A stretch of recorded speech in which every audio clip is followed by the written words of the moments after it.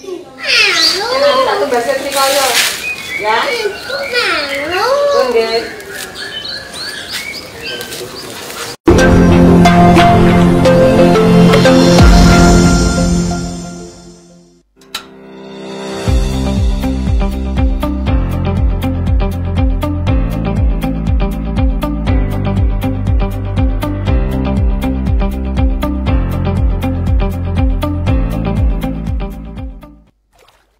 Assalamualaikum warahmatullahi wabarakatuh. Selamat siang pemirsa layanan kesehatan keliling online Rumah Sakit PKU Muhammadiyah Bantul. Dari Studio 4 Rumah Sakit PKU Bantul kembali kami hadir untuk menyapa seluruh masyarakat dimanapun Anda berada dalam edukasi kesehatan di siang hari ini. Bersama dengan saya Budi Santoso dan sudah hadir di studio beliau adalah Dr. Kevin.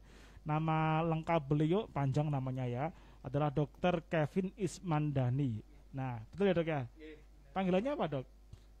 Oke, jadi kita panggil beliau Dr. Kevin. Nah, kali ini Dr. Kevin akan mengajak kita untuk menyimak terkait dengan usaha mencegah dan mengenali hipertensi. Nah, karena hipertensi ini memang banyak dialami oleh masyarakat, di tengah pandemi ini ternyata hipertensi juga masih ada. Jadi jangan dianggap karena pandemik maka di dunia ini hanya pandemi COVID saja, tetapi hipertensi juga ada dan masih ada dan harus kita waspadai. Karena kalau sampai hipertensi tidak dikelola dengan baik, itu dampaknya bisa fatal. Oleh karenanya, selama 30 menit ke depan, Dr. Kevin akan mengajak kita untuk melihat, menengok, mengidentifikasi hipertensi seperti apa dan usaha pencegahannya seperti apa. Nah, oleh karenanya, mari kita simak bareng di jaringan sosial media Rumah Sakit PKU Bantul bersama dengan Dr. Kevin untuk usaha pencegahan hipertensi. Dok, assalamualaikum. Selamat siang dokter. Selamat siang. Assalamualaikum warahmatullahi wabarakatuh. Salam, Dr. Kevin. Jadi kita kali ini siang ini akan membahas tentang usaha pencegahan hipertensi ya, ya, dok ya. Benar Pak. Nah, ini memang hipertensi itu penyakit yang tinggi juga ya dialami oleh masyarakat ya. Cukup sering terjadi dan kebetulan kan saya tugas di IGD, itu sering sekali saya menjumpai pasien hipertensi itu nggak tahu kalau dirinya hipertensi seperti itu. Jadi datang keluhannya misalnya sakit perut atau misalnya juga ya banyak juga yang sakit kepala gitu, ternyata tensinya tinggi, ditanya apakah ada riwayat nggak pernah tahu. Jadi maka dari itu sebenarnya nanti juga saya bahas di slide saya, hipertensi itu juga istilahnya adalah silent killer atau pembunuh yang diam-diam, pembunuh yang tiba-tiba, karena pembunuh biasanya bayangan ya. Biasanya nanti orang tuh datang misalnya udah kena komplikasi parahnya, misalnya kena dalam serangan jantung yang akut ya. Serangan jantung atau misalnya udah kena stroke karena hipertensinya yang lama tapi tidak ketahuan. Menurut cerita hipertensi itu semacam kayak babonnya induknya penyakit ya. Karena nanti anaknya banyak. Komplikasinya banyak. Nah, kita akan simak bersama anak banyaknya dari hipertensi itu apa, karena hipertensi itu induknya penyakit. Maka oleh karenanya mari kita simak bareng paparan dari Dr. Kevin untuk usaha mencegah hipertensi. Yuk kita simak bersama. Monggo Dr. Kevin. Ya, oke, mungkin langsung ke slide-nya aja ya Mas.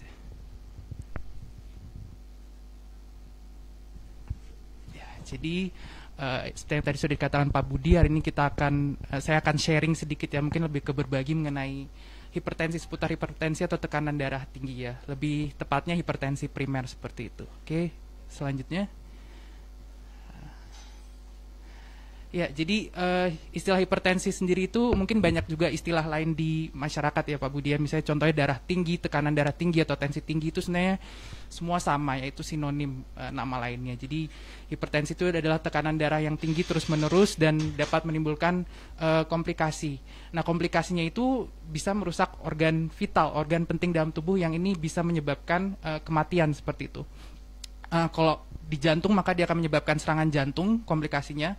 Di otak dia bisa menyebabkan stroke. Nah, stroke itu dibagi menjadi dua, ada stroke yang pendarahan, jadi pembuluh darahnya pecah seperti itu, maupun stroke sumbatan atau stroke non pendarahan seperti itu. Selain di otak maupun di jantung, komplikasi dari hipertensi itu juga bisa mengenai ginjal, mata maupun itu adalah di bawah 80. Sedangkan dikatakan mulai masuk hipertensi itu adalah ketika sudah mulai memasuki hipertensi stadium 1, yaitu tekanan darah atasnya 140 sampai 159 atau tekanan darah bawahnya 90 sampai 99. Itu hipertensi yang stadium 1. Untuk hipertensi stadium 2 itu apabila tekanan darah atasnya itu lebih dari sama dengan 160 atau tekanan darah bawahnya itu lebih dari sama dengan 100 seperti itu. Oke. Ya, jadi ini suatu leaflet dari Kemenkes sebenarnya ya, mengenai faktor resiko dari hipertensi. Jadi faktor resiko hipertensi itu sebenarnya dibagi menjadi dua. Ada faktor resiko yang bisa diubah, bisa dimodifikasi, ada juga yang memang tidak bisa dimodifikasi. Yang tidak bisa diubah atau dimodifikasi contohnya adalah umur, jenis kelamin, serta riwayat keluarga.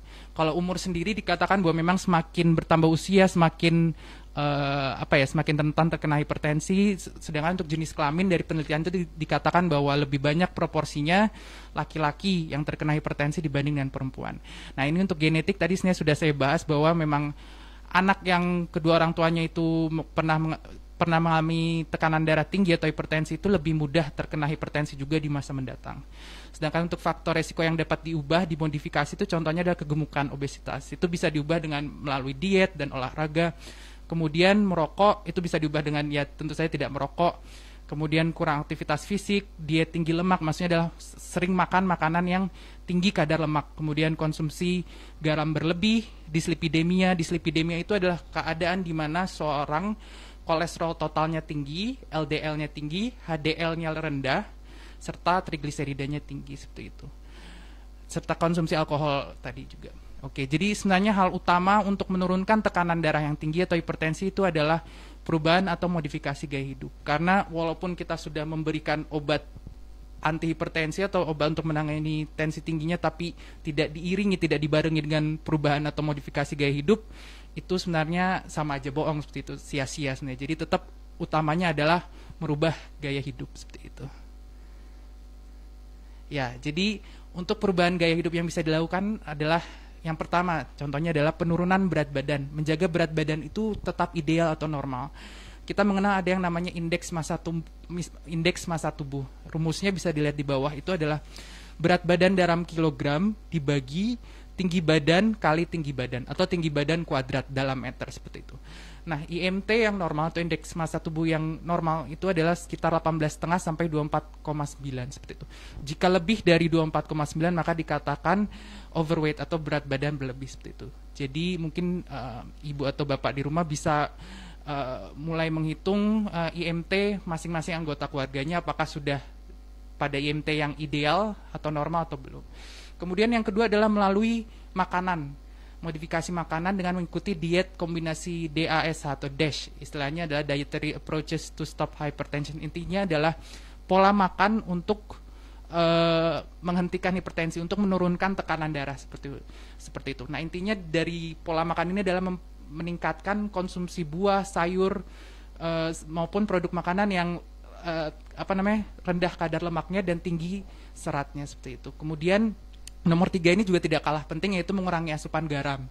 Nah, ini juga penting sekali. Menurut WHO, kalau rekomendasi WHO itu asupan garam harian itu harus di bawah 5 gram atau di bawah 1 sendok teh. Itu sudah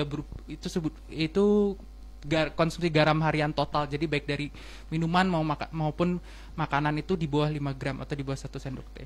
Sedangkan menurut American Heart Association atau asosiasi ahli jantung di Amerika sendiri malah merekomendasikannya di bawah 2.300 mg atau di bawah 2,3 gram atau di bawah setengah sendok teh, seperti itu konsumsi garam hariannya. Jadi ya memang untuk orang dengan hipertensi atau tensi tinggi diri itu memang makanannya diusahakan harus tapi diusahakan untuk hambar dan tidak asin seperti itu.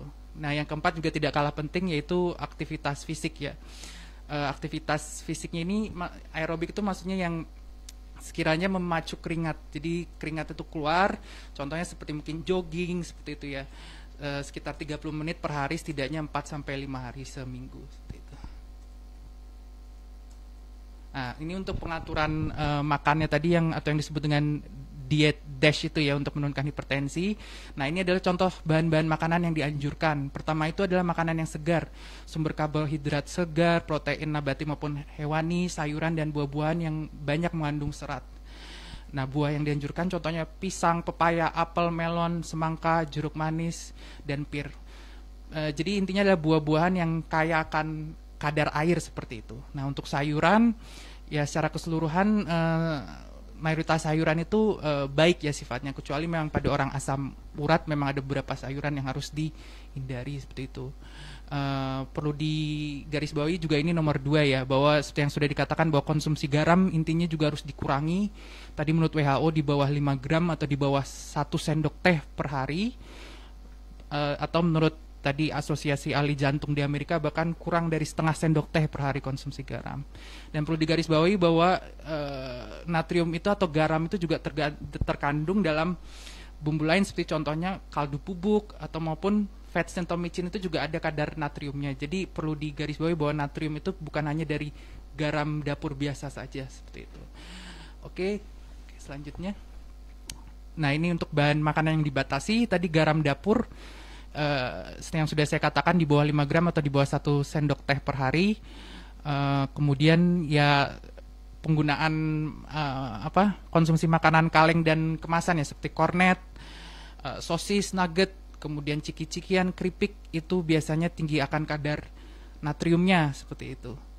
Ya, selanjutnya. Nah, ini adalah bahan makanan yang harus dihindari. Kok tadi kan dibatasi, ini dihindari atau dijauhi seperti itu.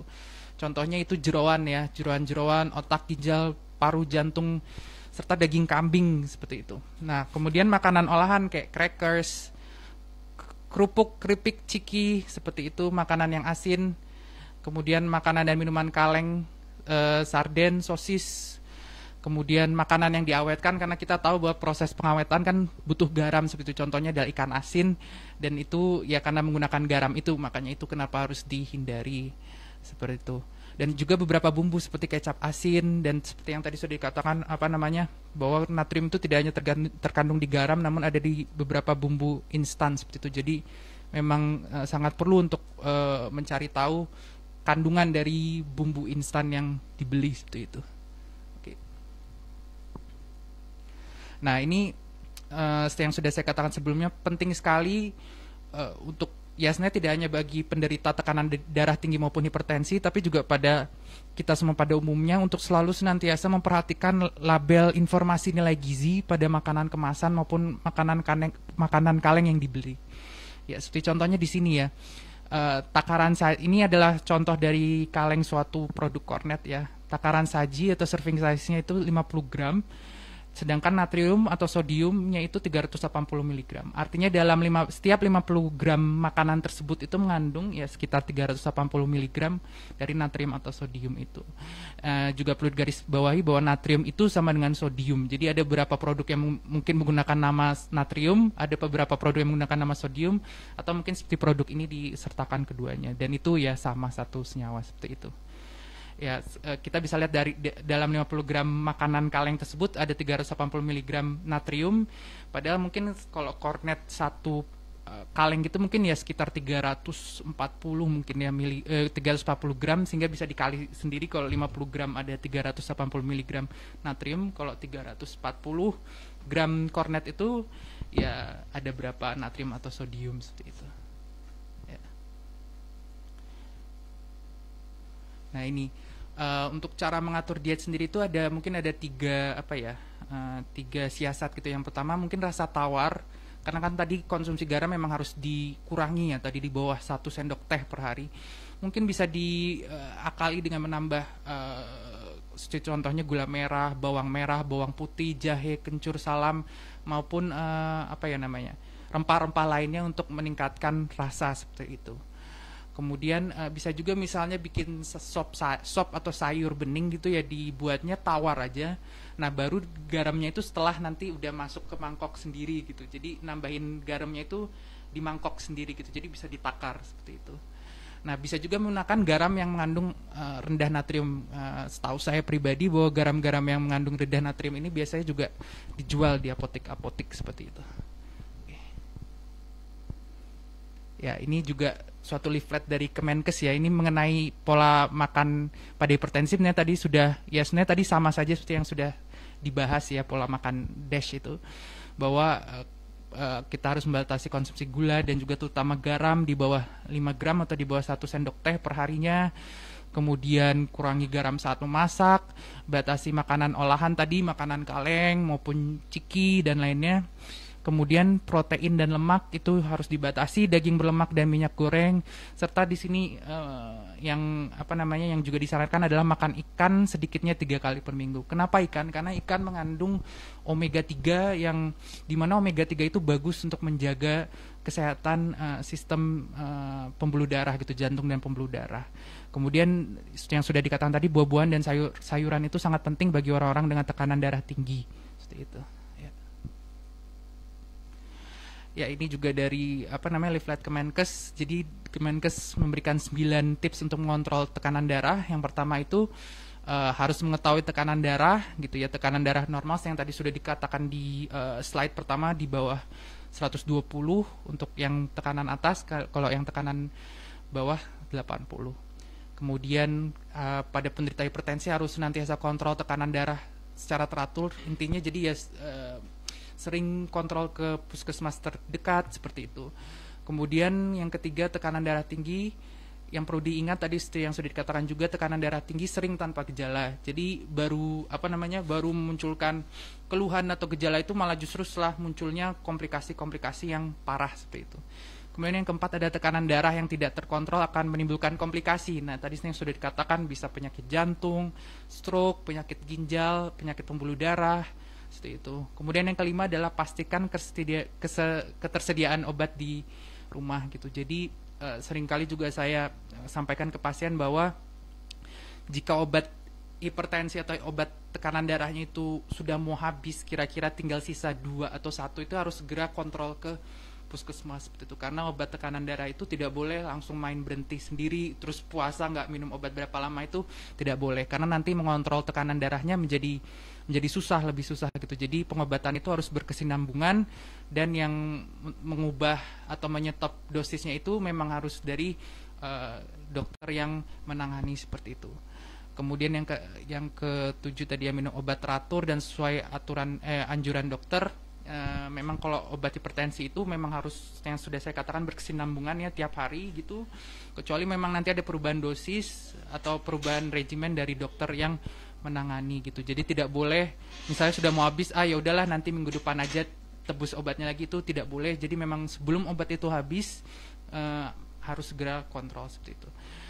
Kemudian yang ke-8, ketahui efek samping obat yang Anda minum. Jadi penting sekali juga selain bagi pasien juga bagi tenaga kesehatan untuk senantiasa memberikan penjelasan dan edukasi kepada pasien dengan hipertensi maupun atau tekanan darah tinggi mengenai mungkin apakah obat tensinya tersebut ada suatu efek samping, karena kita tahu bahwa ada beberapa obat hipertensi yang mungkin efek sampingnya adalah bikin sering BAK atau sering pipis gitu ya, atau maupun ada obat hipertensi yang bisa menyebabkan lebih mudah batuk, seperti itu juga ada. Jadi penting untuk baik pasien maupun tenaga medis untuk saling berkomunikasi mengenai hal ini. Dan yang ke-9 adalah berhati-hati menggunakan obat bebas.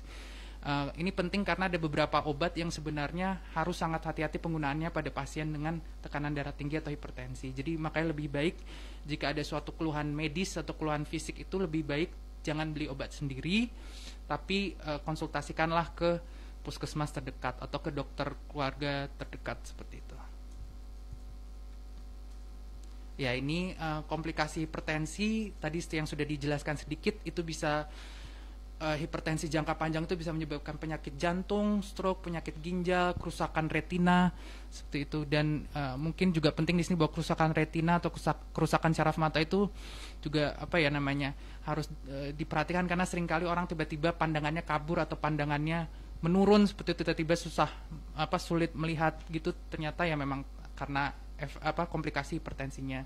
Dan jika terjadi kerusakan retina ini, maka ya peluang untuk penglihatan itu bisa normal kembali itu juga susah seperti itu. Kemudian penyakit pembuluh darah tepi ini juga tidak kalah pentingnya, karena ini berbahaya di mana karena asupan darah ke kaki bagian bawah itu kan tersumbat gitu, dan itu bisa menyebabkan kaki bagian bawah ini kan kekurangan aliran darah, kekurangan oksigen, lama-lama sel dan jaringannya mati. Ya kalau sampai itu terjadi ya bisa sampai harus diamputasi seperti itu. Kemudian hipertensi juga komplikasinya menyebabkan gangguan syaraf atau neuropati ya gitu. Jadi mungkin jadi sering kebas, kesemutan seperti itu. Kemudian slide selanjutnya.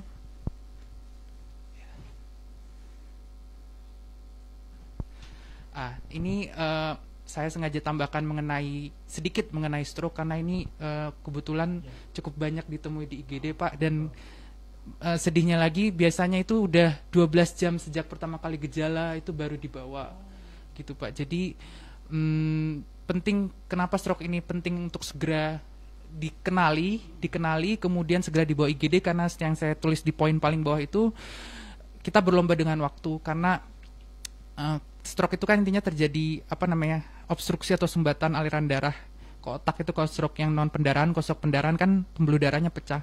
Intinya ada terjadi aliran darah ke otak, sehingga dengan terhentinya aliran darah ke otak tentu ini akan membuat sel-sel otak atau sel syaraf itu mati seperti itu. Semakin lama dibawa ke rumah sakit untuk mendapatkan penanganan, maka semakin banyak sel otak atau sel syaraf yang mati. Dan perlu diketahui bahwa sel otak atau sel syaraf yang mati ini untuk bisa regenerasi atau tumbuh kembali ini sangat susah, sangat memerlukan waktu seperti itu. Sehingga ya itu tadi, berlomba dengan waktu. Semakin lama dibawa ke IGD-nya, maka semakin banyak juga sel otak atau sel syaraf yang mati. Nah, ini perlu diketahui bagaimana cara menganalisis stroke, terutama misalnya pada orang yang memang ada riwayat hipertensi, seperti itu pada lansia. Yang pertama kita lihat dari wajahnya. Apabila tiba-tiba wajahnya perot setengah, bisa dilihat itu gambar pertama itu ya, face, kita kenali. Kalau ada perot seperti itu, bibirnya ke satu arah bibir gitu, ya makanya kita juga harus langsung curiga apakah ini jangan-jangan stroke. Kemudian yang arms atau artinya lengan. Ada kelemahan lengan satu sisi. Lengan biasanya juga lengan dan juga kaki satu sisi. Misalnya sebelah kanan, lengan kanan dan kaki kanan itu lemah. Misalnya kalau dari lengan kok jadi nggak bisa buat, kalau lengan kanan mungkin kok nggak bisa buat nulis, kok nggak bisa buat megang suatu benda, kok lemes kayak terkapar gitu. Kemudian kalau dari kaki bisa lihat misalnya dari cara jalannya kok kakinya ada yang diseret-seret seperti itu. Nah, itu sudah tanda bahaya. Kemudian speech atau dari cara bicara. Biasanya juga orang stroke itu disertai dengan pelo atau jadi cadel. Misalnya sebelumnya tidak ada orangnya itu tidak cadel, ngomongnya biasanya jelas, tapi kok tiba-tiba jadi cadel atau pelo itu. Nah, itu juga merupakan tanda bahaya, salah satu indikasi mungkin adanya stroke seperti itu. Nah, kemudian ya maka dari itu yang seperti yang saya sudah katakan tadi, jika menemukan tanda-tanda seperti itu, jangan ragu, langsung saja dibawa ke IGD seperti itu. Jangan ditunda-tunda, langsung saja dibawa ke IGD. Oke, slide selanjutnya. Ya, ini dari Kemenkes juga untuk pencegahan hipertensi dibuat suatu singkatan yaitu CERDIK ya. Cek kesehatan dan tekanan darah, kemudian nyahkan asap rokok, kemudian rajin aktivitas fisik, diet seimbang, kemudian istirahat cukup, dan juga kelola stres itu ya. Walaupun saya juga paham sebenarnya bagi orang yang bekerja ya, termasuk nakes sendiri, untuk istirahat cukup maupun kelola stres itu mungkin juga kadang